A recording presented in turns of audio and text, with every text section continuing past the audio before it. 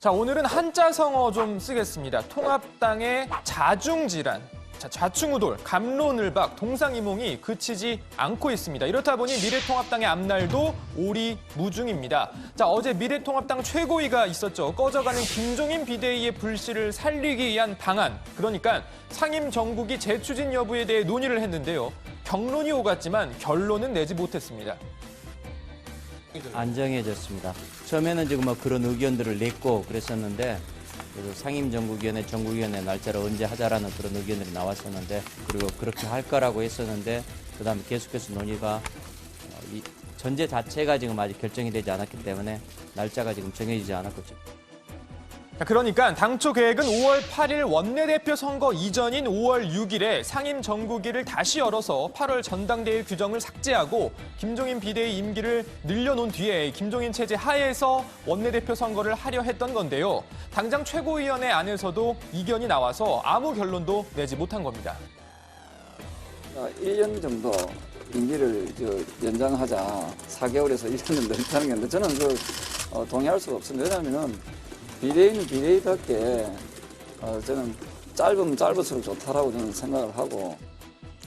이제 열쇠는 다음 달 8일 새로 뽑힐 원내대표에게 넘어간 모양새입니다. 총선도 벌써 보름이 지났는데 통합당은 여전히 총선 패배의 충격에서 벗어나지 못하고 있습니다. 김종인 비대위를 둘러싼 논란이 이제는 당 안팎에서 더 큰 충돌 양상으로까지 번지는 분위기입니다. 최근 홍준표 전 대표가 연일 김종인 전 위원장을 비난했는데요. 정진석 의원이 한마디 했습니다. 낯을 들고 다닐 수가 없습니다. 전 당대표가 어제 김종인 비대위원장 내정자를 향해 쏟아낸 말들, 얼굴이 화끈거립니다. 이게 미중유의 참패를 겪은 정당의 모습입니까? 홍준표 전 대표 가만히 있지 않았습니다. 어제 기자회견을 자청했는데요. 정진석 의원을 향해 이렇게 말했습니다. 자민련에서 들어와서 MB와 박근혜에게 붙었다가 이제 김종인에게 붙는 걸 보니 안타깝다.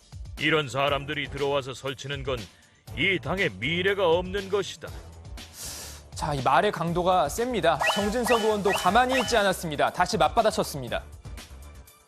막말이 인내의 한계를 넘어서고 있습니다. 공인으로서의 최소한의 금도조차 없는 그가 우리 당의 미래가 될 수는 없다. 되어서는 안 되겠다. 그런 생각이 듭니다.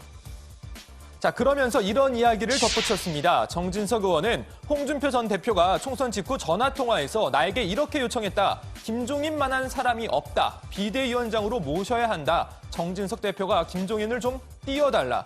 자, 그때는 김종인 씨가 동아은행 비리 사건에 연루됐던 사실을 몰랐습니까? 라고 말한 겁니다. 자, 그러니까 언제는 김종인 전 위원장을 띄워달라더니 이제 와서 왜 딴소리냐? 이런 거죠. 자, 그동안 홍준표 전 대표의 통합당 지도부 비난에도 대꾸하지 않던 심재철 대표 권한대행도 오늘 한마디 했습니다. 심재철 대표 권한대행은 페이스북 글을 통해 개인의 사사로운 이익에 따라 정치적 견해가 어제와 오늘이 손바닥 뒤집듯 바뀌는 사람에게 당원과 국민들이 어떤 기대를 할 수 있겠는가? 홍준표 당선자는 무소속이다. 밖에서 남의 당 일에 감나라 배나라 참견할 계제가 아니다. 이렇게 말했습니다. 자, 이 통합당의 자중질환을 보다가 오늘 문득 든 생각인데요. 통합이라는 단어가 정치권에서는 썩 어울리지 않는 단어인 것 같습니다. 무슨 말인 거 아니? 자, 통합이라는 단어 뜻 자체는 좋습니다. 둘 이상의 조직이나 기구 등을 하나로 합친다는 뜻인데 기본적으로 긍정적인 의미죠. 그런데 이 통합이라는 단어를 당명에 넣은 정당치고 잘된 당이 많지 않았던 것 같습니다. 당장 미래통합당도 창당하자마자 치룬 이번 총선에서 역대 손꼽히는 참패를 당한 것도 모자라 집안 싸움에 바람잘 날이 없는 상황이죠. 자, 그리고 거슬러 올라가 보면 여러분 기억하십니까? 대통합민주신당이라는 정당이 있었습니다. 탄생 비화는 너무 복잡해서 말하자면 시간이 부족할 것 같고요. 간단하게 대선을 앞두고 열린우리당 탈당파와 구민주당 그리고 한나라당을 탈당한 손학규계 등이 만든 당입니다. 탄생 과정이 복잡했던 만큼 이름도 긴데요. 원래는 더 길어질 뻔했습니다. 처음 이름은 미래창조 대통합민주신당.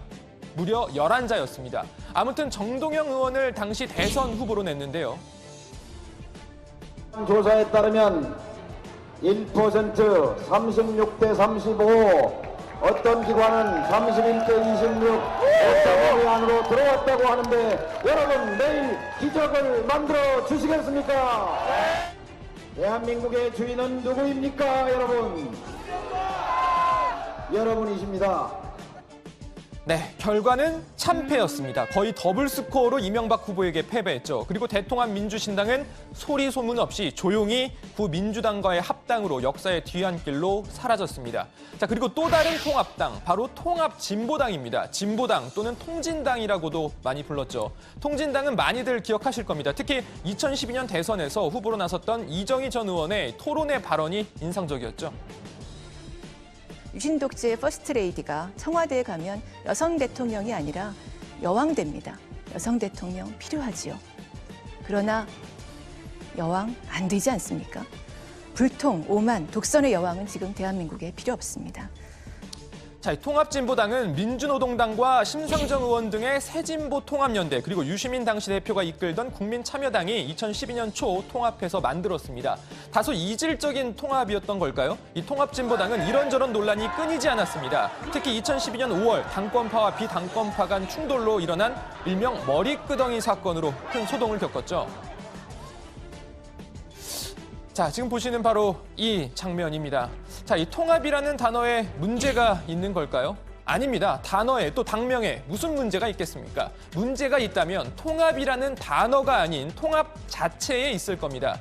통합이라는 당명을 사용한 정당은 대부분 여러 정파, 계파 또는 기존 정당이나 시민단체 등이 합쳐져 만들어졌다는 공통점이 있습니다. 모두 통합이라는 단어를 앞세웠지만 당명과 달리 제대로 화학적 결합이 되지 않았던 게 문제의 원인이 아니었을까요? 미래통합당이 다시 당을 수습하고 재건하는 것도 먼저 제대로 된 통합, 진짜 통합부터 한 뒤에 가능하지 않을까 싶습니다. 오늘 발제 이렇게 정리합니다. 통합당 차기 원내 지도부서 비대위 여부 결정키로.